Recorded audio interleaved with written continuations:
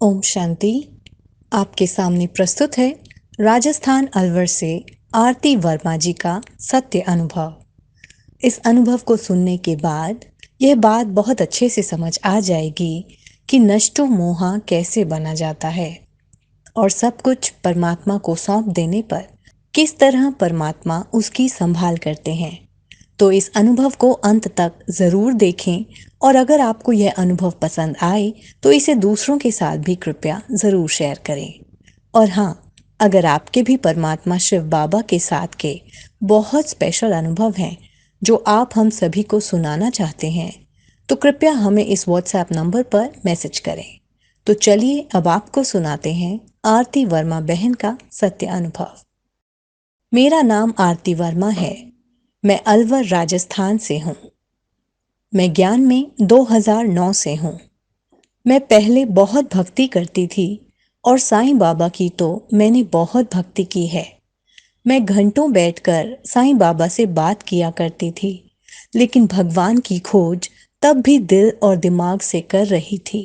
मुझे पहली बार एक हमारी जानकारी की बूढ़ी माता ने बोला कि आरती, तुम क्या सचमुच भगवान से मिलना चाहती हो, उन्हें देखना चाहती हो? मैं तो ना जाने कब से भगवान को तलाश कर रही थी। तो मैंने कहा, हाँ बिल्कुल, मैं भगवान से तो जुड़ी ही हूँ। साईं बाबा की तो मैंने बहुत भक्ति की है। तब माताजी ने मुझे शिव परमात्मा का थोड़ा परिचय बताया और कहा, हमें रोज भगवान मुरली सुनाते हैं। और बस फिर तो भगवान से मिलने की तड़प जाग गई, जैसे मेरे मन के तपते रेगिस्तान में ठंडी बारिश की बूंदें गिर गई हों। मैं मेरी ननद को साथ लेकर पहली बार ब्रह्मा कुमारी सेंटर पर गई।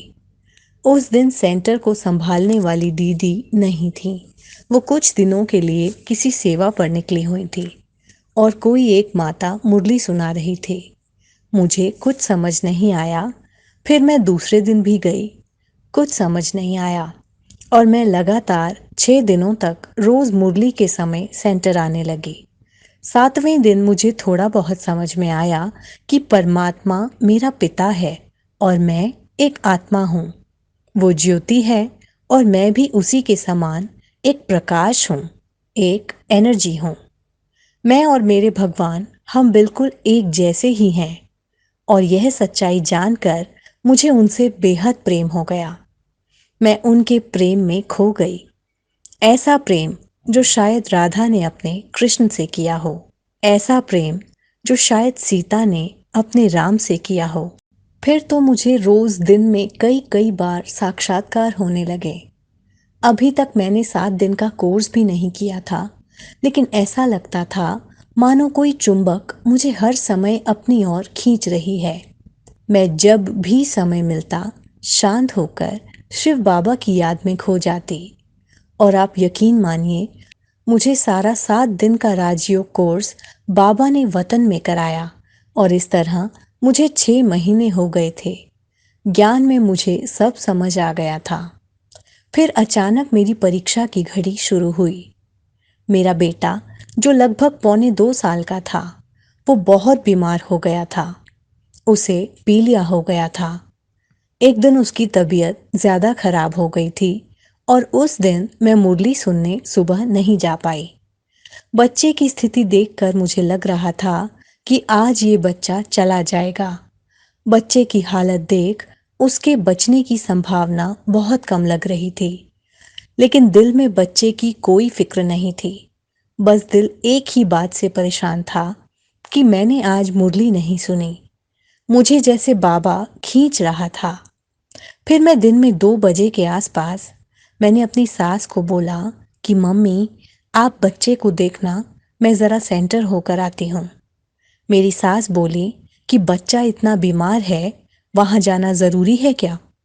मैंने उनकी बात को अनसुना किया और मैं सेंटर चली गई।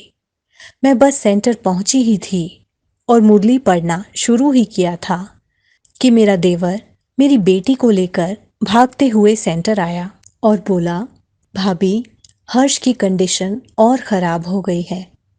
पिताजी, यानी कि मेरे ससुर, उसे डॉक्टर के पास ले गए हैं। मैंने बाबा को कुछ सेकंड्स ध्यान से देखा और अपने देवर और बेटी के साथ डॉक्टर के क्लिनिक पहुंची। मेरे बच्चे को मेरे ससुर ने गोद में ले रखा था। बच्चे की आंखें बंद थी। डॉक्टर बोला, ये सो रहा है, इसे घर ले जाओ। लेकिन मेरा दिल नहीं माना। मैंने कहा, गाड़ी ले आओ, इसे रेवाड़ी ले चलते हैं। मेरा देवर गाड़ी लेकर आया। रेवाड़ी में एक चाइल्ड स्पेशलिस्ट डॉक्टर था। हम बच्चे को लेकर सीधा वहां पहुंचे। मैंने अपने बेटे हर्ष को बेड पर लिटा दिया। डॉक्टर ने उसे देखा और बोला, इसमें कुछ भी नहीं है, आप इसे ले जाएं। मेरा दिल नहीं मान रहा था। फिर हमने दूसरे डॉक्टर को दिखाया। उसने भी यही बोला कि बच्चा खत्म हो चुका है। मैंने बोला, आप कोशिश तो करो, मेरे साथ सर्वशक्तिवान है, इसे कुछ नहीं हुआ है। उन्होंने समझा कि शायद माँ है, अपने बच्चे की वजह से इसे सदमा लगा है। बाबा ने मुझ में इतनी जान भर दी थी कि आंखों में एक भी आंसू नहीं आने दिया। मैं सोच रही थी कि आज जो होगा वो अच्छा ही होगा। हर्ष मेरी गोद में था, एक तरफ सिर लटका हुआ और एक तरफ पैर। मेरी सास ससुर और देवर रोने लगे। मैं बच्चे को लेकर हॉस्पिटल के बाहर बेंच पर बैठी थी। मेरी वार्तालाप बाबा से हो रही थी। बाबा, आप मेरी नैया के खिवैया हो, जैसे आपको अच्छा लगे करो। ये बच्चा मेरे पास है तो भी अच्छा और नहीं है तो भी अच्छा। हर्ष का शरीर एकदम ठंडा पड़ गया था। इसी बीच ड्राइवर कहीं किसी डॉक्टर का पता करके आया और बोला कि चलो उस डॉक्टर के पास चलते हैं। हम जैसे ही तीसरे हॉस्पिटल पहुंचे तो हर्ष का शरीर गर्म होने लगा। हमने बच्चे को उस हॉस्पिटल में भर्ती करवाया। 3 घंटे बाद हर्ष को होश आया तो उसने सबसे पहले अपने गले में बाबा का लॉकेट दिखाते हुए मुझे बोला, मम्मी, ये बाबा आए थे और मुझसे बोले, बच्चे चलो उठो, और मेरा हाथ पकड़कर यहाँ लेकर आए। फिर दूसरे दिन हर्ष को हॉस्पिटल से डिस्चार्ज कर दिया गया। मैं हर्ष को लेकर घर आई और शाम को सेंटर गई। वहां दीदी के गले से लगकर मैं खूब रोई। दीदी ने बोला, आप तो बाबा की बहादुर बच्ची हो। फिर सेंटर पर भोग लगाया गया। सचमुच बाबा मुरली में कहते हैं ना कि बच्चे, तुम सब कुछ मुझे सौंप दो और केवल ट्रस्टी बन जाओ। मैंने अपने जीवन के सबसे कड़े इम्तिहान में बाबा को सब सौंप दिया था और ट्रस्टी बन ड्रामा को देख रही थी। और आज उसी का नतीजा है। मेरा बेटा हर्ष, जो अपना शरीर छोड़ चुका था, आज वह 15 साल का हो गया है। मेरे युगल फौज में हैं। जब हर्ष बीमार पड़ा था तब भी वो अपनी ड्यूटी पर थे, लेकिन मेरा पिता सर्वशक्तिवान मेरे साथ खड़ा था। ऐसे तो बाबा के साथ के न जाने मेरे कितने अनुभव हैं, लेकिन आज बस यही अनुभव आपके साथ साझा कर रही हूँ। और इस अनुभव को देखने सुनने वालों को यही कहना चाहती हूँ कि अगर शिव बाबा को सच में अपना पिता माना है तो उस पर विश्वास करो। वो जो भी करेंगे उसमें हम सब का कुछ ना कुछ कल्याण अवश्य होगा।